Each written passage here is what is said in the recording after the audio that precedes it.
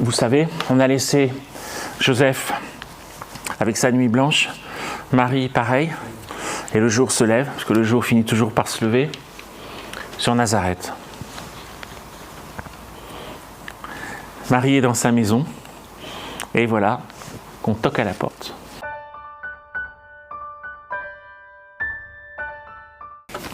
Et là, il y a une des plus belles scènes. Tout est beau, hein, mais bon, après j'ai mes petites préférences. Oui, as-tu besoin de quelque chose? Que veux-tu me dire? Elle est étonnée. Entre, Joseph. En fait, il vient lui demander pardon. Qu'est-ce qui s'est passé? Alors c'est très étonnant, parce que Maria Valtorta n'évoque pas le songe. Il est relaté dans les évangiles, mais Maria Valtorta ne l'évoque pas. Et c'est étonnant parce que, vous voyez par exemple avec l'ange Gabriel, elle restitue l'intégralité du texte. Mais par exemple, quand on est sur la scène, à la scène du baptême sur le gué du Jourdain, elle dit carrément, je ne répète pas les paroles, c'est inutile, elles sont, vous les retrouverez dans les évangiles. Ce sont les mêmes, probablement. Et là, elle n'évoque pas le songe, elle voit juste cette scène, le ciel lui donne que cette scène. Et même Joseph n'évoque pas le songe. À cette heure-ci, Joseph, ils se regardent en silence, Marie parle. À cette heure-ci, Joseph, tu as besoin de quoi que ce soit? Tu viens me dire quelque chose? Viens.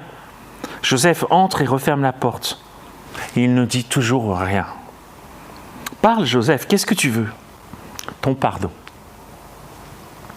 Joseph s'incline, comme s'il voulait s'agenouiller, mais Marie, qui ne le touche habituellement qu'avec beaucoup de réserve, le saisit résolument par les épaules et l'en empêche.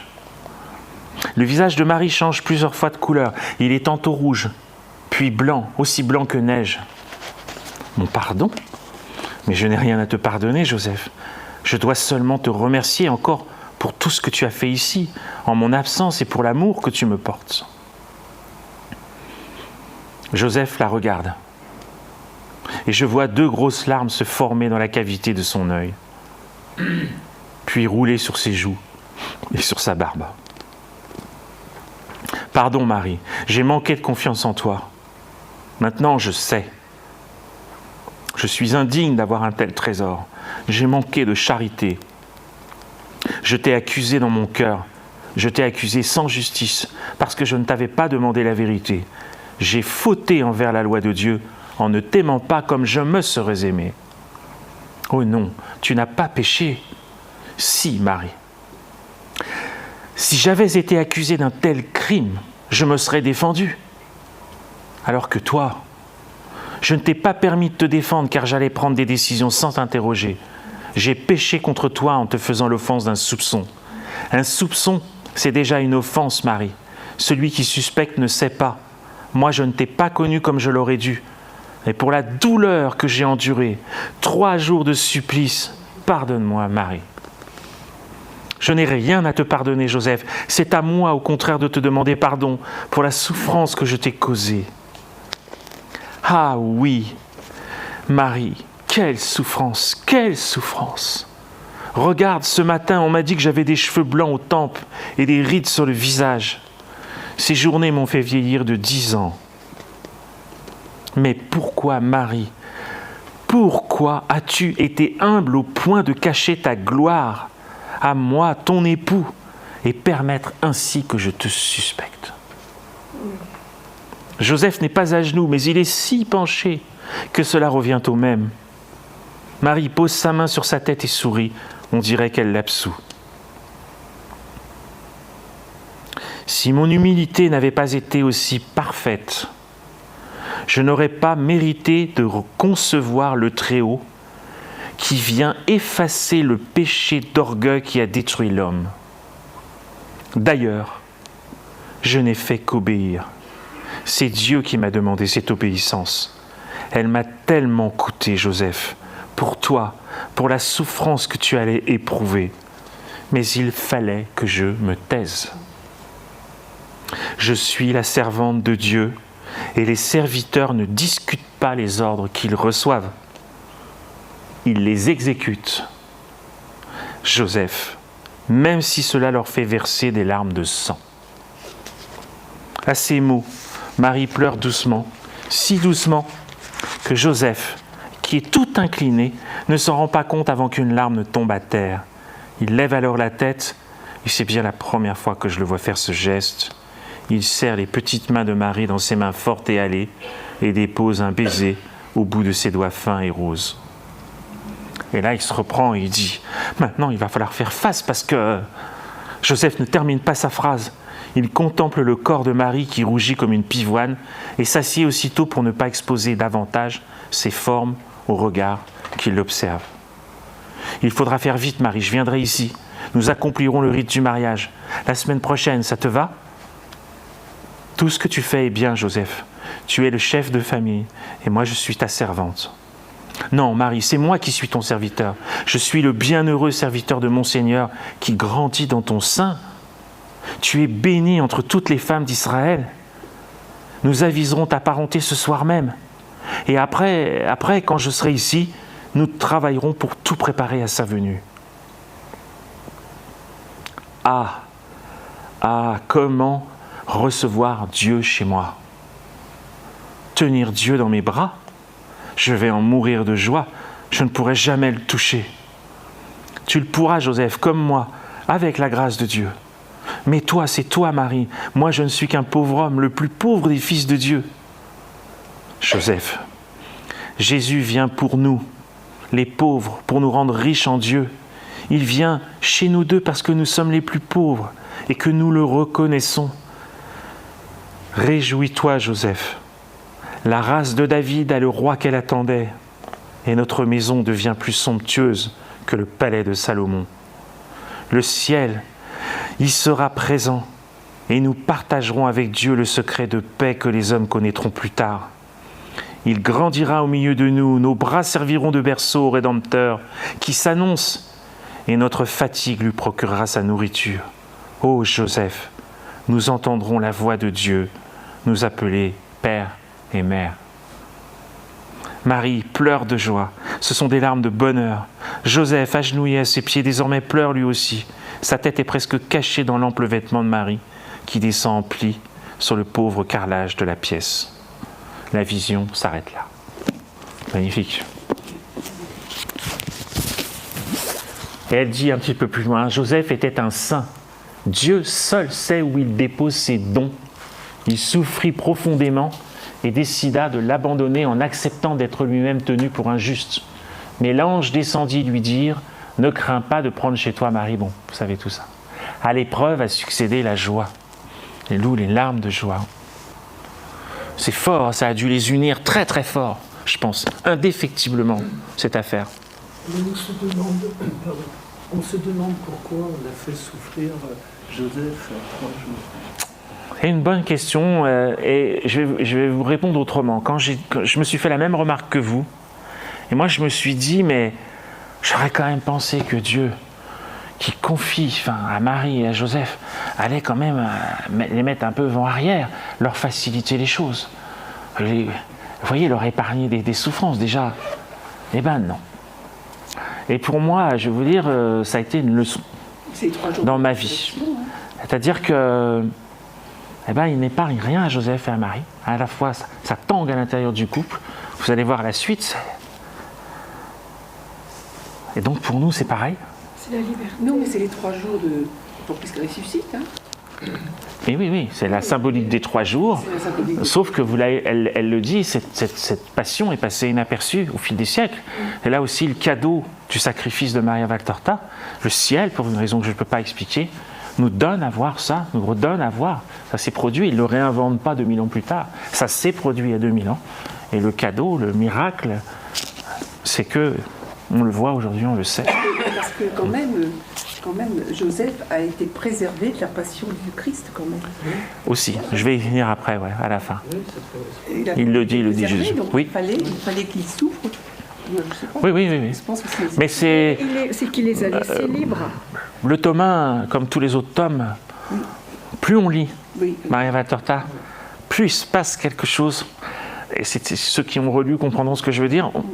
On se souvient qu'on avait lu par exemple cette scène Mais là, si je vous la relisais, cette scène-là, maintenant, tout de suite, ce que je viens de vous lire, vous l'entendriez encore autrement. Et si je vous la relisais une troisième fois, vous en saisiriez les nuances, et ça devient de plus en plus beau, plus profond, plus mystérieux.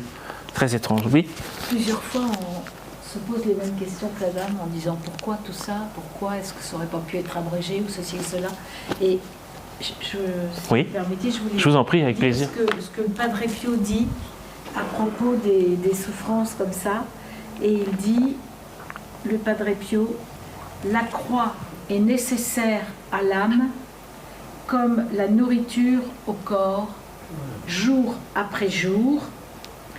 C'est elle qui la purifie, la libère de son attachement aux créatures. Et ça, c'est Padre Pio qui parle. Oui, c'est ça. On en voit un exemple là. Et Marie, elle le dit un peu plus loin, elle le dit, c'est un peu comme une bûche. Vous savez, quand vous amenez une bûche bien sèche près d'un feu, sans toucher le feu, la bûche s'enflamme. Donc Joseph, il est face à la pureté même. Il n'est qu'un juste au départ, un homme juste. Mais... Et donc, cette épreuve le fortifie, le forge, et va lui donner la force. Parce que là, je dirais qu'on en est à l'apéritif, on en est à l'encas là. Parce que la suite, elle n'est pas à piquer d'un ton. Vous allez voir. Là, il faut. Et donc, c'est une épreuve qui, je pense, aussi solidifie le couple. Voilà, comment voulez-vous que là, vous ne pouvez plus glisser une feuille de papier à cigarette entre Marie et Joseph.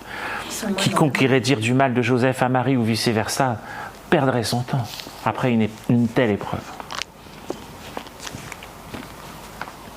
Vous voyez, elle dit, s'il avait été moins saint, il aurait agi humainement, en me dénonçant comme adultère pour me faire lapider et faire périr en moi le fruit de mon péché. S'il avait été moins saint, Dieu ne lui aurait pas donné la lumière pour le guider. Mais Joseph était saint, son esprit toute pureté vivait en Dieu, la charité en lui était ardente et forte. Par sa charité, il vous sauva le Sauveur. À la fois en ne me dénonçant pas auprès des anciens et en abandonnant tout pour emmener Jésus en Égypte. Lui, sa vie, elle va être complètement par terre. Hein. Et donc, je passe rapidement, mais donc vous l'avez vu dans la scène, il va fixer maintenant la date du mariage, et vous imaginez la réaction d'Alphée. Donc, il disait, non, on va prendre notre temps, etc. Et d'un seul coup, il a dit, quand il dit, on va prévenir la parenté, il a dû aller voir son frère et dire, mon frère, c'est la semaine prochaine. Hein. Ah bon? Ah oui, on ne peut plus attendre maintenant.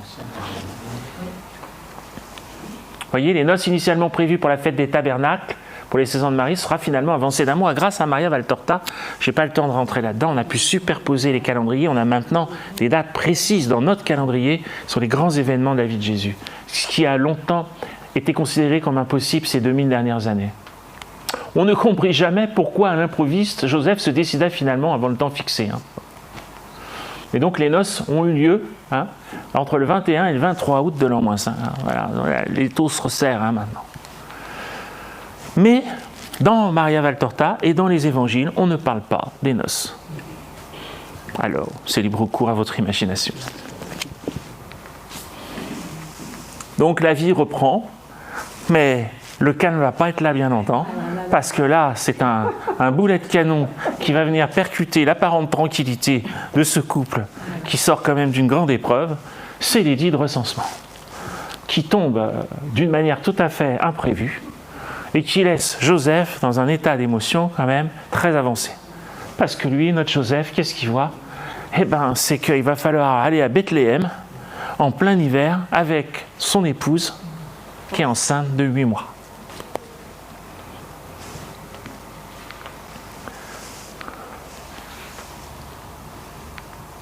Comment on le sait? Vous voyez, toutes ces dates, par exemple, vous voyez, dans le chapitre 303, ça doit être tome 7, à un moment donné, quand Jésus revient à Nazareth, elle lui dit « Tu es arrivé juste pour l'anniversaire de notre départ à Bethléem. » Vous voyez, c'est comme ça qu'on arrive à reconstituer les chevaux, les dates et toutes les données temporelles. Vous voyez? Et donc on apprend par Lactance, dans les années 250-325, que ni l'âge ni la maladie ne pouvaient servir d'excuse. C'était comme l'appel pour les fiançailles. Et comme Marie descendait, je vous l'ai dit, du roi David, elle aussi devait aller à Bethléem.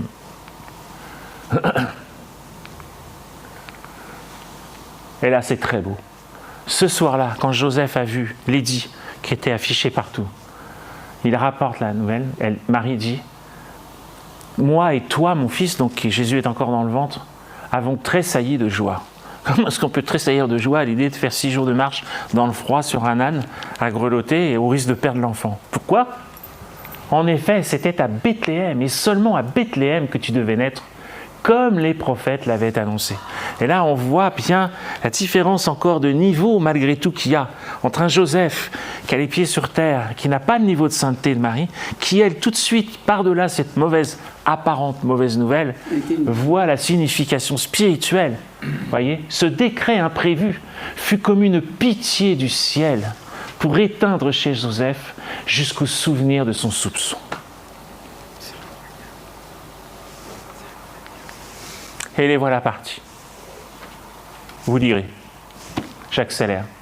Vous verrez que sur la route, Dieu, grand chef d'orchestre, va mettre en contact ce couple avec un des bergers qui va lui donner du lait.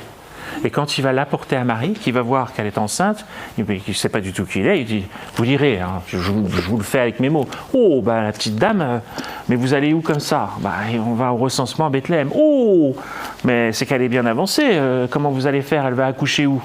Ah ben, il dit, on va essayer de trouver une auberge, une chambre. Et là, le berger, il fait, certainement pas, parce qu'il y a du monde, tout le monde va au recensement, ça va être compliqué. Hein. Et là, il lui dit, et c'est Dieu qui tisse la toile, si vous ne trouvez pas de chambre, sachez que dans les faubourgs là-bas derrière, il y a des endroits où on abrite encore les animaux, ou pire du pire, j'espère que je me trompe, mais vous pourriez trouver un abri pour la petite dame. Ces bergers qui viendront en adoration après la naissance. Ça, c'est un des bergers. Alors, vous lirez, hein, il toque à toutes les portes, hein, d'accord? Voyez la beauté des dessins. Et puis il repense à ce qu'avait dit le berger. Oui, c'est magnifique. Et je peux vous dire que dans les dessins, il n'y a pas d'erreur par rapport à ce que décrit Maria Valtorta vis-à-vis des vêtements. Vous connaissez tout ça. Hein. Je passe. On a des détails. Hein. C'est plus une tanière. Hein. Le froid, vous voyez, Joseph n'a pas son manteau. Pourquoi? Parce que la grotte n'a pas, la tanière n'a pas de porte. Alors il prend son manteau et il l'accroche pour couper le vent. Vous voyez, le dessinateur, hein, c'est précis. Hein.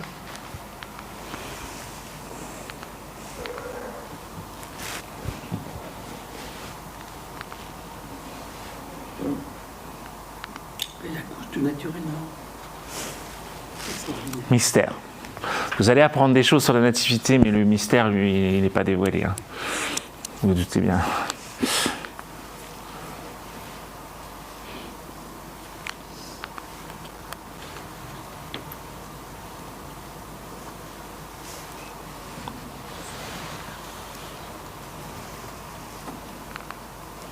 Et puis, c'est l'annonce des bergers.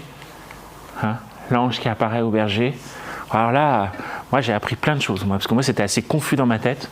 Mais je vous promets qu'à l'approche de Noël, vous allez passer un Noël, la cérémonie, etc., vous n'allez plus la vivre de la même manière. Quand vous avez lu tout ça, ça prend forme, ça se met bien en place dans notre esprit, on en perçoit mieux toute la profondeur et toute la beauté. Puis les bergers qui seront fidèles. C'est une histoire, franchement, entre nous. Je peux couper la caméra. Si cette histoire, elle a été inventée, hein, franchement, elle était bien. Quel scénariste extraordinaire. La nativité, l'étoile de Bethléem. Oh, franchement, c'est génial. Puis les bergers qui vont être Après les bergers. jusqu'au bout. Qui viennent adorer. Et c'est les bergers, parce qu'il fait très froid, ils n'ont rien. Et l'enfant Jésus, il pleure parce qu'elle n'a pas de problème avec le lait ou insuffisamment du lait. Et c'est eux qui vont amener la peau de mouton, du lait, etc. C'est pour ça que Jésus, quand vous allez lire les autres tomes, une de ses grandes préoccupations tout au long de sa vie publique, c'est de retrouver les bergers. Et il va en retrouver un grand nombre. Parce qu'ils sont très chers à son cœur.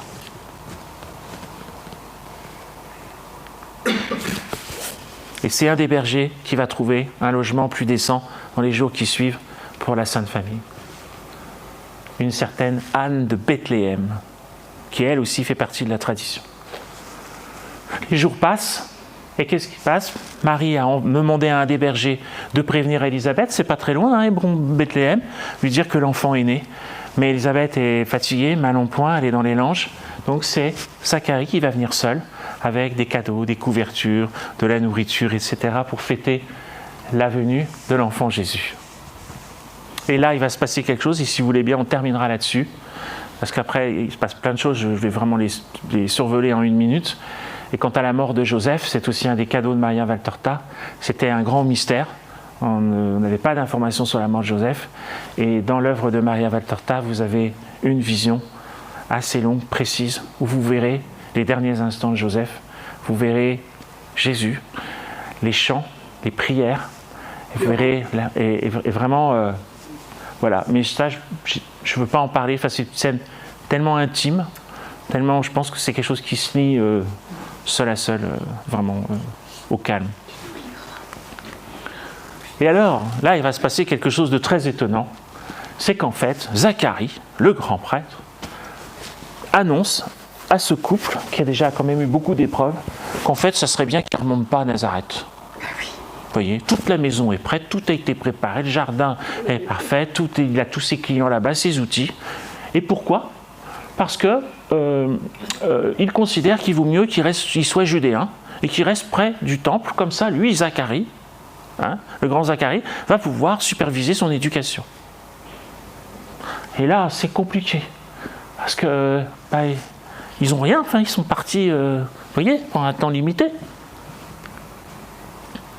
Et Marie essaye bien, vous direz, elle rentre plus dans les détails, de dire pourtant, dans les prophéties, dans les textes, c'est Jésus le Naziréen, Nazaréen. Voilà. Et Zacharie, qui est plus dans la politique, qui est plus dans le monde, lui considère qu'un Galiléen, c'est pas très bien vu, ça va être compliqué pour sa vie d'adulte. Grâce à ma position, je pourrais lui enseigner, et il se fera plus facilement accepter du temple. Et vous verrez Marie qui dit, Zacharie recommet une deuxième fois une forme de désobéissance. La première leçon ne lui a pas suffi. Pour cette deuxième, ça ne lui sera pas étonné parce qu'il pense au bien de Jésus. Mais c'est de nouveau une mauvaise perception des enjeux. Et puis Zacharie repart.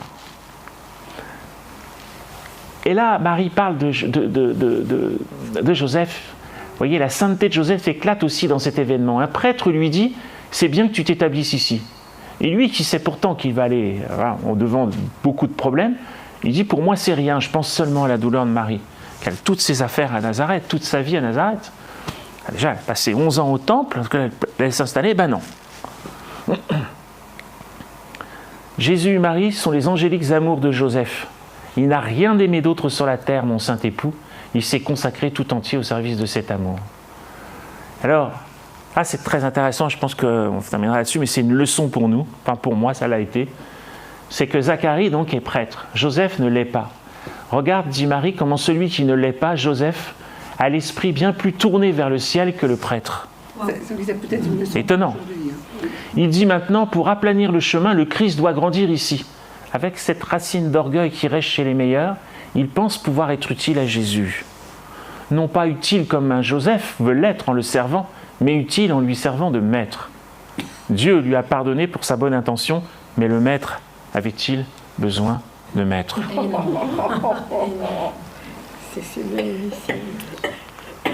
J'ai cherché, dit Marie, à lui faire voir la lumière dans les prophéties, mais lui se croyait plus savant que moi et privilégiait son interprétation. J'aurais pu insister et vaincre, mais, et c'est là la seconde observation que je souhaite faire, j'ai respecté le prêtre en raison de sa dignité, non pas de son savoir.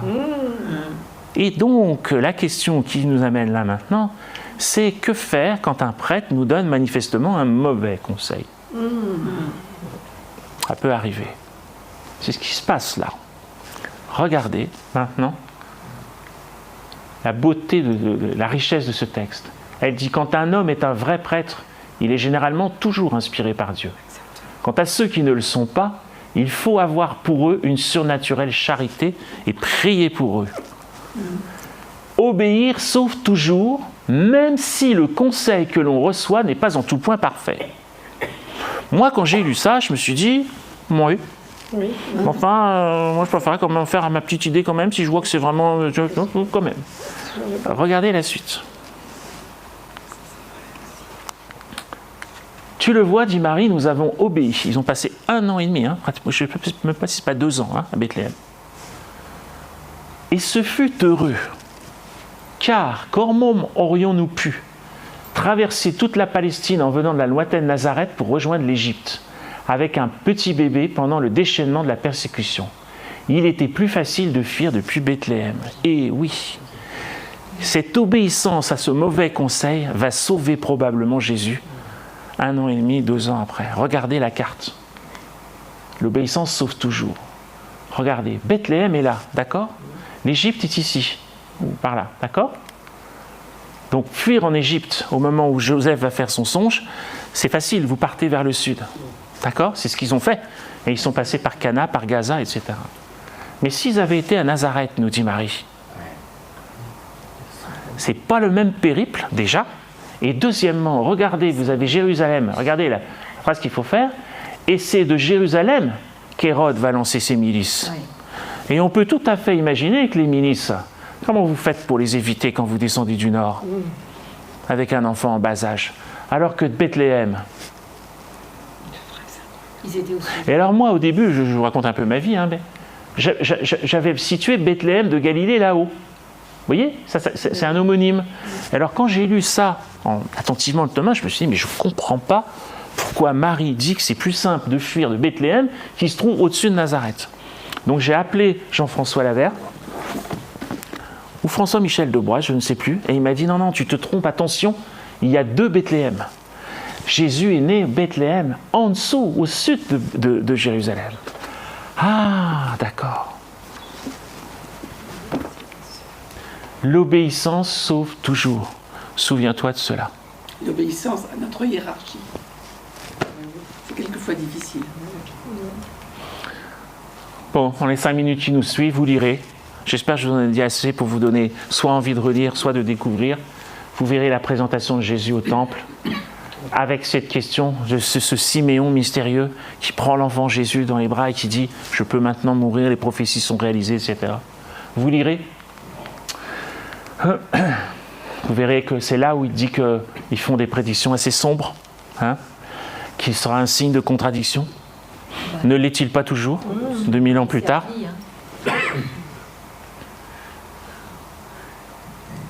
Et les contradicteurs sont toujours les mêmes. Et la vie commence à Bethléem. Et Joseph arrive à retrouver des nouveaux clients. Il s'adapte. Il est en protecteur de la Sainte Famille. Et il fait avec la situation qui lui est imposée. Et il trouve des solutions. L'enfant n'a jamais manqué de nourriture, n'a jamais manqué de quoi que ce soit. Il a toujours fait face et il a résolu cette problématique. Pas si évidente, C'est un modèle. Refaire sa vie ailleurs... Les Juifs ont l'habitude. Les Juifs ont l'habitude. Quel homme étonnant. Et une vie s'installe à Bethléem. Vous lirez. Et puis il y a l'adoration des mages, cette magnifique symbolique de l'étoile. Tout de suite après la naissance. Non, mais moi aussi, pareil. Moi, ça se mélangeait. Non. Là, vous avez les dates précises. C'est bien après. C'est l'étoile, la fameuse étoile de Bethléem. Je ne développe pas, mais pour ceux que ça intéresse, allez voir les travaux qu'a colligé Jean-François Lavert sur les observations célestes, même des Chinois, de la Chine antique, du Moyen-Âge, etc., et de l'époque, où on identifie cette étoile ou des étoiles qui pourraient y ressembler. Ça n'a pas été fabulé. C'est pas trop compliqué. Ah non, ça se dévore. Non. Ah ouais. Vous verrez donc ces hommes qui se mettent en route des 4 points cardinaux, c'est un grand mystère, et qui suivent l'étoile. Et puis qui finissent par arriver, guidés par l'étoile, à Jérusalem.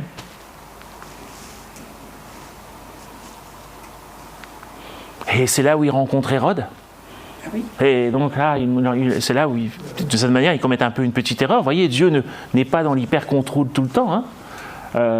Et allez à Bethléem, vous renseignez sur l'enfant, et quand vous l'aurez trouvé, venez me voir, moi aussi je veux l'adorer, et surtout n'en parler à personne.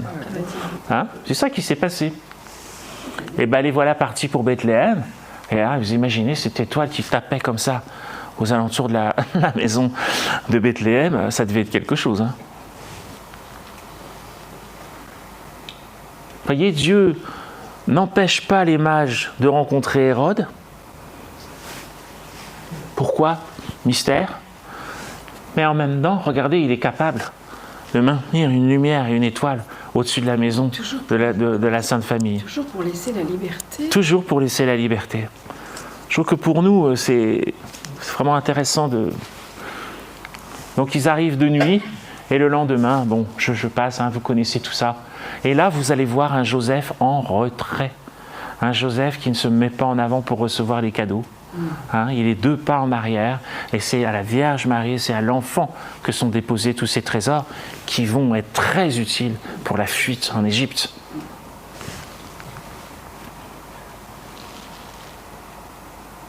L'or, l'encens et la myrrhe. Et puis les mages repartent satisfaits. Les images qui restent probablement gravées dans le petit Jésus. Mes enfants, dit Marie, il y a d'autres enseignements à tirer de cette vision. D'abord, l'attitude de Joseph, je vous l'ai dit, qui reste à sa place. Il est présent en tant que gardien et protecteur de la pureté et de la sainteté, mais n'en usurpe pas les droits. Ni les mages ni lui ne savent que ces dons serviront à une fuite et à une vie d'exil, au cours desquelles ces richesses s'évaporeront comme des nuages chassés par le vent.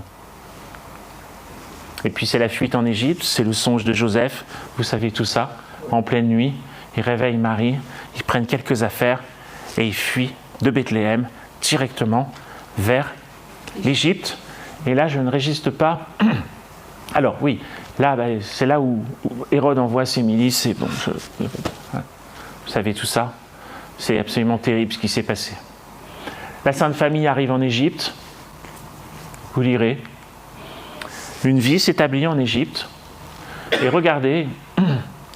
Ici, cette très belle scène, vous voyez, où Maria Valtorta décrit cette petite maison, et on sait aujourd'hui c'était à Matarea. Et regardez, il y a quelque chose qui est assez étonnant, c'est qu'elle parle d'une pyramide. Je vois à l'horizon une pyramide. Donc, les gens qui doutent de l'authenticité, qui doutaient, parce que maintenant il n'y en a plus, mais de l'authenticité de cette œuvre, se sont dit ah ben voilà la preuve, on a la preuve qu'en fait elle fabule, puisque tout le monde sait qu'il y a 3 pyramides, Khéops, Képhren et Mykérinos. Hein, voilà. Donc elle s'est trompée. Voilà. Elles sont dans le même alignement. Eh bien non, parce que regardez, quand vous vous positionnez à Matarea, qu'est-ce qui se passe? Aucune pyramide. Ils sont dans l'alignement l'une de l'autre. Ils se confondent. Ah, c'est incroyable.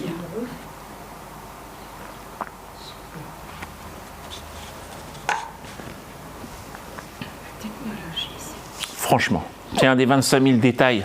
Comment voulez-vous qu'elle invente un truc comme ça? Et si vous reprenez Google Earth, vous vous mettez dans l'axe de Matarea et vous voyez. C'est le seul endroit, moi j'y suis allé là-bas. De partout, vous les voyez les 3 pyramides. Mais il y a un endroit, on ne le voit pas. On n'en voit qu'une seule à l'horizon, c'est là. Les autres, sinon si vous mettez dans l'autre sens, la plus petite, Mykérinos, ne peut pas cacher Khéops. Donc finalement, ces pyramides étaient là avant Jésus. Ah oui. Oui, Oui, On sait rien. Ouais. Non, mais il n'y a pas de mauvaise question. Les pyramides, c'est les... Regardez, là, on a une belle description de Joseph. Je vois arriver, dit Maria Valtorta, un homme pas trop grand, robuste. Joseph qui sourit. Il est plus jeune que quand je l'avais vu dans la vision du paradis. Il paraît avoir 40 ans ou plus. Une barbe, les cheveux sont épais et noirs. La peau plutôt bronzée, les yeux foncés. Un visage honnête, agréable. Un visage qui inspire confiance. Quel cadeau! Et là, vraiment, délectez-vous, allez lire ces passages. Vraiment, vous avez un modèle de la vie du couple. Ah, c'est un pur bonheur. Un papa, une maman. Ouais. Ça peut paraître bizarre. Allez, on peut peut-être remplacer le genre avec ça, non? Et puis, pardon? On peut peut-être remplacer le genre avec ça. Non? Oui. Et puis, vous lirez toutes ces scènes qui sont d'une... Vraiment... Les scènes de famille extrêmement. Vraiment riches d'enseignements sur la façon dont un homme et une femme peuvent vivre paisiblement un homme à sa place d'homme et une femme entièrement à sa place de femme. Jésus dit dans ses souvenirs, mes souvenirs, c'est qu'il avait l'impression de grandir sous la frondaison de 2 arbres. Ouais, la frondaison du papa, la frondaison du maman, c'est beau. Et là-bas, il ne parlait pas araméen. Pardon? Là-bas, il ne parlait pas araméen. Là, je ne sais pas. Alors là, je ne sais pas du tout. En Égypte, je sais pas.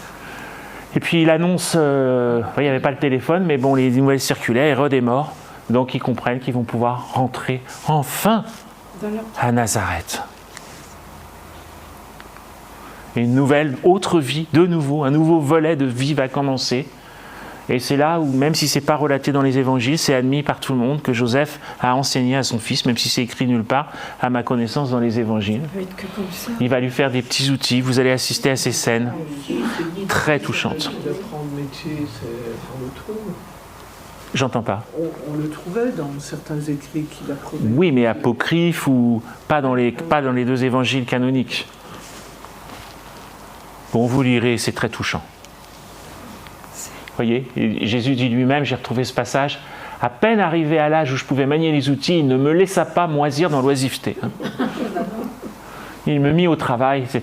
Voilà. C'était sur ce levier du respect et de l'amour qu'il s'appuyait pour former le futur charpentier. Les moments passés à côté de Joseph, qui comme en jouant m'amenaient à être capable de travailler, je ne les oublierai pas, même maintenant que je suis au ciel. Alors ça, écoutez bien, Joseph était le chef. Indiscuté et indiscutable était son autorité dans la famille. Devant elle, cette autorité, s'inclinait respectueusement celle de l'épouse et mère de Dieu et le fils de Dieu, si assiégé tu sais. Tout ce que Joseph décidait de faire était bien fait, sans discussion, sans objection, sans résistance. Sa parole était notre petite loi et nous la suivions. Malgré cela, quelle humilité chez Joseph! Jamais un abus de pouvoir, jamais un vouloir déraisonnable ou autoritaire. L'épouse était sa conseillère, et si dans son humilité profonde, elle se considérait comme la servante de son conjoint, lui tirait de la sagesse de celle qui était pleine de grâce la lumière qui le guidait en toutes circonstances. C'était lui qui, comme chef de la famille, décidait quand il y avait lieu. Non seulement cela, mais à l'heure pénible de la fuite, après que des mois d'union avec le divin Fils l'eurent saturé de sainteté, c'est lui qui me réconforta dans ma peine, dit Marie, qui me dit même, si nous devions n'avoir plus rien, nous posséderions toujours tout, parce que nous l'aurons lui. Et là, on sent qu'il a monté d'un cran, là, Joseph. Là, il s'est hissé au même niveau de sainteté que sa femme. A dit, quand ils sont partis, même si nous n'avons rien, nous avons Jésus. Oui, C'est ça. l'aurons lui. Parce que lui, c'est ça. Voilà, on s'achemine vers la fin de ce que je partageais avec vous, cette petite conférence. Vous verrez Marie faire l'école à Jacques, à Jude et à Jésus, comme c'est beau, c'est magnifique. Et vous verrez que quand elle décide qu'il n'ira pas à l'école, Joseph est complètement solidaire. Et il va faire front vis-à-vis d'Alphée, qui une fois de plus ne comprend pas pourquoi Jésus n'irait pas à l'école. Bon. Vous verrez le départ de Nazareth, quand il devient le fils de la loi, à l'âge de ses 12 ans, ça s'appelle la bar mitzvah. Voilà, les enfants de 12 ans, nous dit Jean-François Lavert, étaient confiés essentiellement à leur maman. Ça, c'est un texte, j'ai plus trop le temps de vous le lire, mais on entend Joseph. Regardez la stature, l'autorité, par-delà l'humilité. Voici, c'est mon fils. Il parle devant le grand prêtre. Depuis 3 lunes et 12 jours, il est arrivé à l'âge que la loi indique pour la majorité, mais je veux qu'il soit majeur selon les préceptes d'Israël. Je vous prie de considérer que par sa complexion, il montre qu'il est sorti de l'enfance et qu'il n'est plus mineur. Je vous prie d'examiner avec bienveillance et justice pour juger ce que moi, son père, j'affirme ici être vrai. Je l'ai préparé pour cet instant et pour la dignité de fils de la loi qu'il doit recevoir.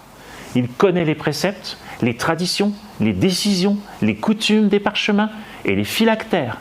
Il sait réciter les prières et les bénédictions quotidiennes, puisqu'il connaît la loi elle-même et ses 3 branches, la halakha, la midrasim et l'agada, il peut donc se conduire en homme. Pour cette raison, je désire être libéré de la responsabilité de ses actes et de ses péchés. À partir de maintenant, qu'il soit assujetti aux préceptes et prenne à son compte les peines dues à ses manquements à leur égard. Examinez-le. Pour un homme qui se dit illettré et inculte, qui parle peu, quand il parle, ça tombe toujours juste. Voilà, vous assisterez, pareil, vous allez en faire des cérémonies, autant vous y préparer. Vous verrez aussi une Marie qui voit son fils grandir. Un Joseph qui la rassure. Et puis, il quitte Jérusalem, chacun des deux croit que l'enfant est avec l'autre. Jésus a disparu. C'est les 3 jours d'absence qui plongent ses parents dans un grand désarroi. Et lisez cette scène inédite qui n'est pas rapportée dans les évangiles, où on voit ce Jésus de 12 ans affronter toute la fine fleur de la théologie de l'époque, une grande partie du Sanhédrin, écouter ses réponses, la subtilité du verbe déjà, et comment il affirme que le Messie est déjà là, et avec une façon de tourner ses phrases sans jamais dire que c'est lui. C'est superbe. Ça, c'est merci Maria Valtorta, parce que ça, on ne savait pas ce qui s'était dit, et là, vous allez l'entendre, vous allez voir toute la scène. Et puis, le retour à Nazareth avec cet enfant devenu donc maintenant majeur aux yeux de Dieu, avec le temps qui passe, un Jésus qui grandit, un Joseph qui vieillit, jusqu'au moment où il va mourir, il va tomber malade pendant 15 jours, 3 semaines. Vous verrez cette scène où Marie arrive dans le petit atelier, l'ancien atelier de Joseph, où Jésus travaille, et où elle appelle son fils parce que ça va vraiment mal. Vous verrez tout ça, page 287. Sans doute fallait-il que Joseph meure pour que Jésus puisse commencer son ministère public, je ne sais pas. Ah, mon saint époux, saint en toutes choses, même les plus humbles de l'existence, saint par sa chasteté angélique, saint pour son honnêteté d'homme, saint pour sa patience, pour son ardeur au travail, pour sa sérénité toujours égale, pour sa modestie, pour tout. Ceux qui s'imaginent que l'amour de Marie pour son époux était relativement tiède, sous prétexte qu'il s'agissait entre eux d'une union spirituelle et non charnelle, sont dans l'erreur. Marie aimait intensément son Joseph. Intensément. Elle lui avait consacré 30 années d'une vie fidèle. Joseph avait été pour elle un père, un époux, un frère, un ami, un protecteur. Qui parmi les consacrés de ce monde au service de Dieu, quel qu'il soit, s'est-il consacré comme lui au service de son Dieu, acceptant tout, renonçant à tout, supportant tout, accomplissant tout avec promptitude, gaieté, bonne humeur, constance? Personne. Joseph n'était pas au Golgotha? Vous semble-t-il pour autant qu'il ne soit pas parmi les co-rédempteurs? En vérité, je vous dis qu'il en fut le premier d'entre eux. Voilà pourquoi il est grand aux yeux de Dieu, grand par le sacrifice, la patience, la constance, la foi. Quelle foi peut-elle être plus grande que celle de celui qui a cru sans avoir vu les miracles du Christ? Le Seigneur, c'est Saint Grégoire de Nazianze, je terminerai là-dessus, a réuni en Joseph, comme dans un soleil, toute lumière et toute la splendeur des saints réunis. Je vous remercie. Merci à vous. Quel travail. Merci. Pour retrouver les conférences Maria Valtorta près de chez vous, cliquez sur le lien dans le descriptif de la vidéo ou tapez www.edition avec un S, mariavaltorta.fr/conférence avec un S, ou encore flashez le QR code qui s'affiche. Enfin, vous pouvez aussi rechercher sur Google en tapant conférence avec un S Maria Valtorta. À bientôt.